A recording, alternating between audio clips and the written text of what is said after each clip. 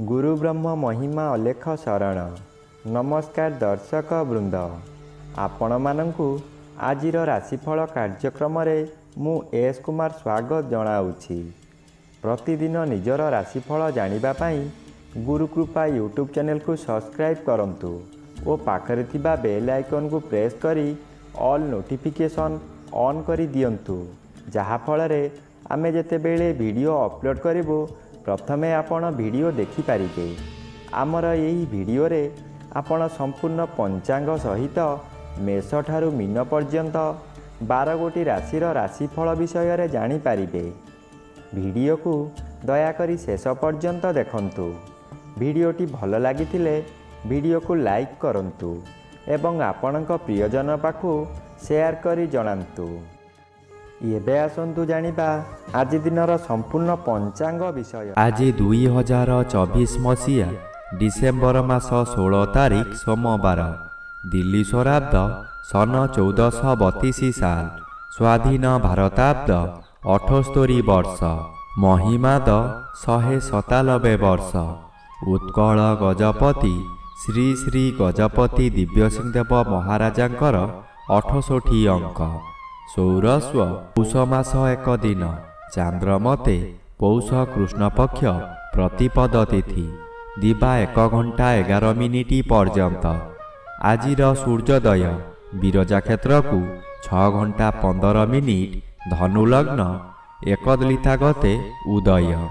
आजिर सूर्यास्त विरजा क्षेत्र को 5 घंटा 4 मिनिट, मिथुन लग्न 5 लिता गते अस्त। आज मिथुन चंद्र 60 दंड, आरद्रा नक्षत्र रात्रि 2 घंटा 41 मिनिट पर्यंत। आज जन्मित शिशुर मिथुन राशि, शूद्र वर्ण नरगण, रात्रि 2 घंटा 41 मिनिट गते देवगण। आज मृत व्यक्तिर दिबा 1 घंटा 11 मिनिट गते एक पाद पुष्कर दोष एवं रात्रि 2 घंटा 41 मिनिट गते 2 पाद पुष्कर दोष। निषिद्ध खाद्य आज पानी कखारु भोजन निषेध अटे, दिबा 1 घंटा 11 मिनिट गते बोईतालु भोजन निषेध अटे एवं आज संक्रांति हेतु आमिष भोजन निषेध अटे। आजिर अमृत योग प्रातरु दिबा 7 घंटा 51 मिनिट मध्य, दिबा 9 घंटा 27 मिनिट गते 11 घंटा 51 मिनिट मध्य, रात्रि 7 घंटा 28 मिनिट गते 10 घंटा 40 मिनिट मध्य एवं रात्रि 1 घंटा 52 मिनिट गते 2 घंटा 4 मिनिट मध्य। आजिर महेन्द्र योग नाही। आजिर काल बेला दिबा 7 घंटा 45 मिनिट गते 9 घंटा 15 मिनिट मध्य। आजिर बार बेला अपराह्न 4 घंटा 16 मिनिट गते 4 घंटा 47 मिनिट मध्य। आजिर काल रात्रि रात्रि 10 घंटा 13 मिनिट गते 11 घंटा 3 मिनिट मध्य। आजिर राहु काल सकाळ 7 घंटा 30 मिनिट ठारू 9 घंटा मध्य। आज कन्या राशिर घात चंद्र, कुंभ राशिर घात नक्षत्र, दिबा 1 घंटा 11 मिनिट गते धनु राशि और मीन राशिर घात तिथि, मिथुन राशिर घात 12। प्रिय बंधुगण, एबे आसंतु जानिबा मेष ठारू मीन पर्यंत 12 गोटी राशिर राशिफल विषय रे। राशिचक्रर प्रथम राशि मेष राशि।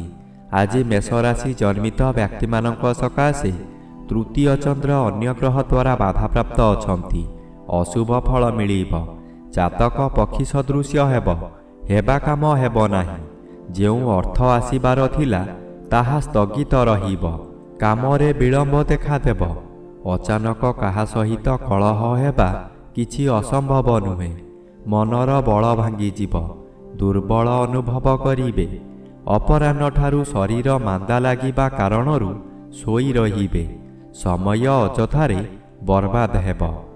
एबे आसंतु जानिबा राशिचक्रर द्वितीय राशि वृष राशि विषय रे। आज वृष राशि जन्मित व्यक्ति मानक सकाशे द्वितीय चंद्र बाधा प्राप्त अछंती, अशुभ फल प्रदान करिबे नाही। आपणकु किछि व्यक्ति असहयोग करुथिबा स्थले ଅନ୍ୟ କିଛି ବ୍ୟକ୍ତି ସହଯୋଗର ହାତ ବଢ଼ାଇ ଆପଣଙ୍କୁ ଉଚ୍ଚକୁ ଉଠାଇ ନେବେ। ବାଧା ଆସୁଥିବା ସ୍ଥାନରୁ ବିଳମ୍ବରେ ହେଉ ପଛେ ସଫଳତା ମିଳିବ। ଆପଣଙ୍କ ଉଦ୍ୟମ ଫଳପ୍ରଦ ହେବ। ଉତ୍ତର ଦିଗରୁ କୌଣସି ବ୍ୟକ୍ତି ଆପଣଙ୍କ ସହିତ ଯୋଗାଯୋଗ କରି ଶୁଭ ଖବର ଦେବେ। ଏବେ ଆସନ୍ତୁ ଜାଣିବା ରାଶିଚକ୍ରର ତୃତୀୟ ରାଶି ମିଥୁନ ରାଶି ବିଷୟରେ। ଆଜି ମିଥୁନ ରାଶି ଜନ୍ମିତ ବ୍ୟକ୍ତିମାନଙ୍କ ସକାଶେ ସପ୍ତମ ରବି ଓ ଘାତବାର ଅଶୁଭ। ଶ୍ରୀଚନ୍ଦ୍ର ଗୋଚର କରୁଛନ୍ତି। କେତେକାଂଶରେ ଶୁଭ ଫଳ ମିଳିବ। ଘରକୁ କୌଣସି ଅତିଥି ଆଗମନ କରିପାରନ୍ତି। ଗୃହରେ ଖାଇବା ଧୁମଧାମ ହେବ।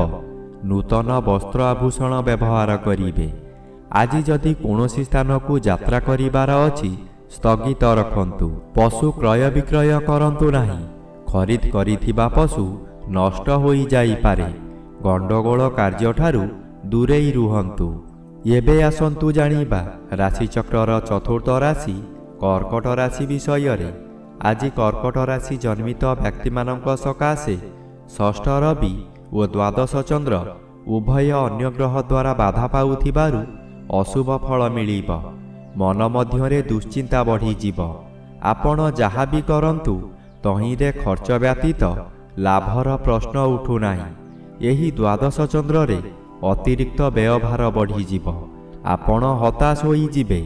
ସୁଖ ସନ୍ଧାନରେ ବିଭିନ୍ନ ସ୍ଥାନକୁ ଯାତ୍ରା କରିବେ। ଶରୀର ଅସୁସ୍ଥ ହେବ। ବନ୍ଧୁବାନ୍ଧବ ଅଶାନ୍ତି ହେବେ। ଏବେ ଆସନ୍ତୁ ଜାଣିବା ରାଶିଚକ୍ରର ପଞ୍ଚମ ରାଶି ସିଂହ ରାଶି ବିଷୟରେ। ଆଜି ସିଂହ ରାଶି ଜନ୍ମିତ ବ୍ୟକ୍ତିମାନଙ୍କ ସକାଶେ ଏକାଦଶ ସ୍ଥାନରେ ଚନ୍ଦ୍ରଗୋଚର କରୁଛନ୍ତି। ଶୁଭ ଫଳ ମିଳିବ। ଆପଣ ବହୁଦିନରୁ ଯେଉଁ କାର୍ଯ୍ୟ ସକାଶେ ଅପେକ୍ଷା କରିଥିଲେ ତାହା ଏହି ସମୟରେ ନିଶ୍ଚୟ ପୂରଣ ହେବ। କୌଣସି ଅଫିସରଙ୍କ ସାକ୍ଷାତ ପାଉନଥିଲେ ଏବେ ତାଙ୍କ ସହିତ ସାକ୍ଷାତ ହେବ।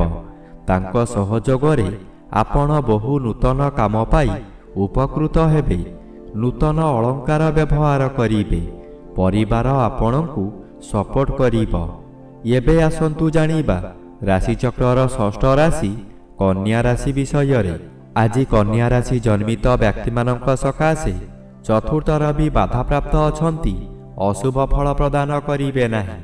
କିନ୍ତୁ ଆଜି ଘାତଚନ୍ଦ୍ର ଭୋଗ ହେଉଥିବାରୁ ଅତି ଅଶୁଭ ଫଳ ମିଳିବ। ମନ ପୂରାପୂରି ଦୁର୍ବଳ ହୋଇଯିବ। କାହାକୁ କ'ଣ କହିବେ ଠିକ୍ କରିପାରିବେ ନାହିଁ। ସ୍ଥାଣୁ ପରି ହୋଇଯିବେ। ହଠାତ୍ କୌଣସି ଦୁଃଖ ଖବର ପାଇ ନିରୁତ୍ସାହିତ ହୋଇଯିବେ। ଉଚ୍ଚ ସ୍ଥାନରୁ ପତନ ଯୋଗ ରହୁଛି। ଏପରିକି ନିଜ ଗୃହରେ ମଧ୍ୟ କିଛି ଦୁର୍ଘଟଣା ଘଟିପାରେ। ଏବେ ଆସନ୍ତୁ ଜାଣିବା ରାଶିଚକ୍ରର ସପ୍ତମ ରାଶି ତୁଳା ରାଶି ବିଷୟରେ। ଆଜି ତୁଳା ରାଶି ଜନ୍ମିତ ବ୍ୟକ୍ତିମାନଙ୍କ ସକାଶେ ନବମ ଚନ୍ଦ୍ର ବାଧାପ୍ରାପ୍ତ ଅଛନ୍ତି। ଅଶୁଭ ଫଳ ପ୍ରଦାନ କରିବେ ନାହିଁ। ଆପଣ ଯେଉଁ କାର୍ଯ୍ୟ କରିବାକୁ ଚାହିଁବେ ତହିଁରେ ସଫଳତା ମିଳିବ। ବିଶେଷ କରି ଏହି ସମୟରେ ଜନମଙ୍ଗଳ କାର୍ଯ୍ୟକ୍ରମରେ ଯୋଗ ଦେଇପାରନ୍ତି। ଜନହିତକର କାର୍ଯ୍ୟ କରି ଉଚ୍ଚ ପ୍ରଶଂସା ପାଇବେ। ଚତୁର୍ଦିଗରୁ ସମ୍ମାନ ମିଳିବ। ଖୁସିରେ ଦିନ କାଟିବେ।